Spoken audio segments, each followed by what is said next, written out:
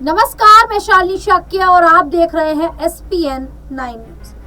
देश भर में लोकसभा चुनाव 2024 का दौर खत्म हो चुका है।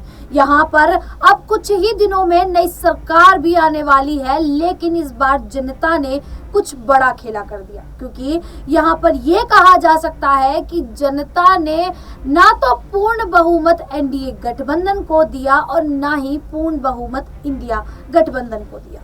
ये देखा जा रहा है कि जिस प्रकार से इस बार जो नतीजे सामने आए वो जनता का रुझान ये बताते दिखाई दे रहे हैं कि जो 10 साल जनता ने बीजेपी को दिए हैं, वो 10 सालों में बीजेपी ने वो कार्य नहीं किए हैं जो जनता चाहती थी, जिस कारण यहाँ बीजेपी को केवल 240 सीटें ही मिली और इस बार NDA गठबंधन को पूर्ण बहुमत के लिए बाकी कुछ दलों का साथ लेना पड़ा। ऐसे में ये भी देखा गया कि यहाँ पर जो कांग्रेस नेता है सचिन पायलट, वो क्या कुछ बयान देते दिखाई दिए। उन्होंने कहा कि इस बार जनता का रुझान साफ तौर पर ये बताता है कि उन्होंने बीजेपी को नहीं चुना है। हालांकि बीजेपी कुछ दिनों में अपनी सरकार बनाने वाली है, लेकिन ये नहीं कहा जा सकता कि बीजेपी की सरकार टिकी रहेगी और ये भी नहीं कहा जा सकता कि NDA की सरकार ही बनेगी। यहाँ इंडिया गठबंधन की भी सरकार बन सकती है, क्योंकि जनता ने दोनों को ही बहुमत दिया है। सचिन पायलट मीडिया से बातचीत करते दौरान और क्या कुछ कहते नजर आ रहे हैं, देखिए। अभी राष्ट्रपति महोदया किसको न्योता देती हैं, किसकी सरकार का क्या निर्माण होता है, समय बताएगा। लेकिन सिर्फ अगर आप इस लोकसभा चुनाव के परिणामों का मूल्यांकन करें तो स्पष्ट जनादेश जनता ने किसी दल को नहीं दिया। सरकार बनाने के लिए जनता ने खंडित जनादेश दिया है। तो जो भी सरकार बनने जाएगी वो हमेशा मिलीजुली सरकार होगी। पहली बात, जब 303 सांसदों के साथ भाजपा चुनाव लड़ने गई थी तब उन्होंने 370 का क्लेम किया था, 400 गठबंधन का क्लेम किया था। परिणाम आने के बाद उनके 70 सांसद कम हो गए हैं और गठबंधन 200 कुछ पे आकर रख गया और कांग्रेस का संख्या बल दुगना हो गया। तो मैं मानता हूं कि अगर इस पूरे चुनाव परिणाम का 7 चरण का चुनाव 2 महीने का पूरा प्रकरण चला, उसका जो सारांश है वो ये है कि जनादेश सरकार और भाजपा के खिलाफ था। इंडिया गठबंधन और कांग्रेस पार्टी के मैनिफेस्टो, हमारे मुद्दों को जनता ने पसंद किया और हमारा संख्या बल दुगना हुआ है। और राजस्थान के जैसा आपने कहा 11 जगह हमने भाजपा को हराया है।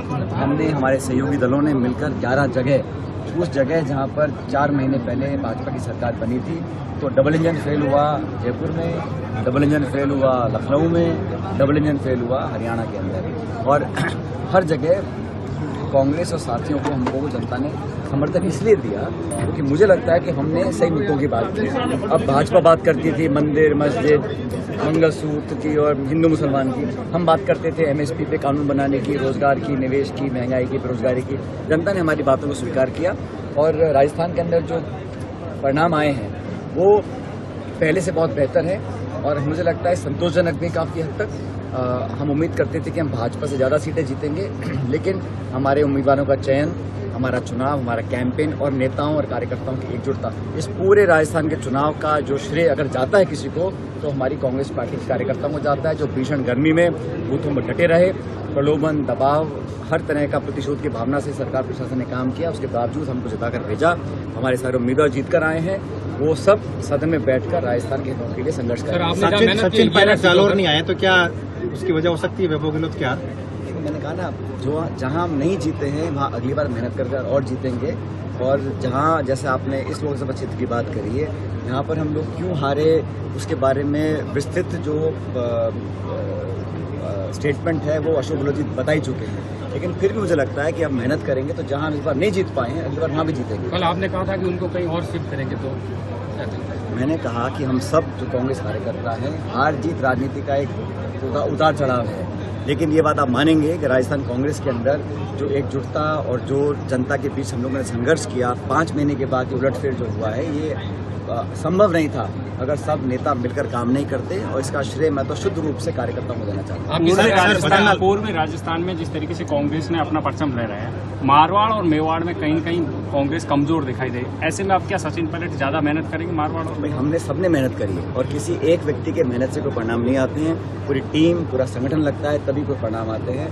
आप सही कह रहे हैं कि जिन शेखावटी है, हनुमानगढ़, गंगानगर है, ईस्टर्न राजस्थान है, वहाँ पर उनको बेहतर परिणाम मिले, लेकिन बाकी सीटों के अंदर भी जो पहले परिणाम थे 3 लाख 4 लाख 5 लाख का जो अंतर था वो बहुत सीमित हो गया है। तो जनता ने कांग्रेस को पूरे राज्य में वोट डाला, ऐसा नहीं। भजनलाल सरकार सर, भजनलाल सरकार आम लोगों में एक ऐसी धारणा बनी हुई है कि सचिन पायलट ने पूर्व राजस्थान में बहुत भयंकर मेहनत करी, उसकी वजह से सीटें आई।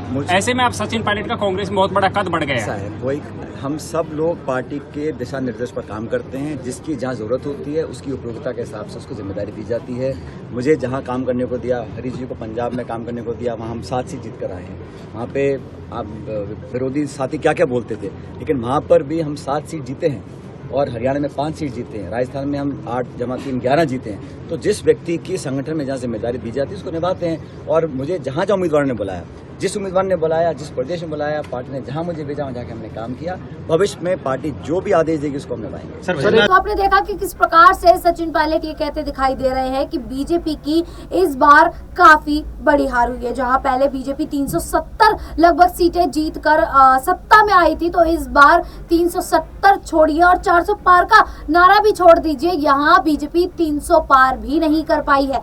ऐसे में कांग्रेस ने ये कह सकते हैं कि दोगुना जो वोट बैंक है वो हासिल किया है और जनता ने उन्हें ये राजस्थान में एक बार दोबारा से उभरते हुए लगभग जनता ने राजस्थान में 11 सीटों पर कांग्रेस को समर्थन दिया, वहीं बीजेपी को पछाड़ दिया है। जिस प्रकार से सचिन पायलट लगातार बीजेपी को लेकर ये कहते दिखाई दे रहे हैं कि सरकार गिर सकती है और सरकार इंडिया गठबंधन की भी बन सकती है। इसको लेकर आप लोगों की क्या राय है, क्या मानना है आप लोगों का, हमें कमेंट करके जरूर बताइएगा। इसी प्रकार की देश दुनिया से जुड़ी खबरों के लिए देखते रहिए SPN 9।